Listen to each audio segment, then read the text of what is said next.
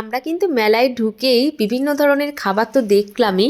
তো এখানে একটা নতুনত্ব জিনিস দেখলাম, যেটা হচ্ছে তন্দুরি চা। তো চিকেন বেরিয়ে যাচ্ছে মুখ দিয়ে, কারণ আমি সবসময় তন্দুরি চিকেনটাই শুনেছি, তন্দুরি চাটা শুনিনি। ফার্স্ট টাইম তন্দুরি চাটা আমরা খাবো, তার জন্য দাঁড়িয়ে গেলাম যে না, একবার খেয়ে দেখি। নতুনত্ব সব জিনিসই একটু ট্রাই করতে হয়। তো দেখা যাক। এখানে দেখো গরম করে ভাতটাকে সেকে কিন্তু তারপরে চায়ের মধ্যে, মানে গরম দুধের মধ্যে ওটাকে দিচ্ছে। বলতে পারো চা কমপ্লিট করেই তারপরে কিন্তু এই ভাতটাকে চুবিয়ে দেওয়া হচ্ছে। আর এই পোড়া ভাড়ের গন্ধটাই হচ্ছে হয়তো তন্দুরি চা নামে আর কি পরিচিত। যাই হোক, আমরা এখন কিন্তু খাবো দুজনে।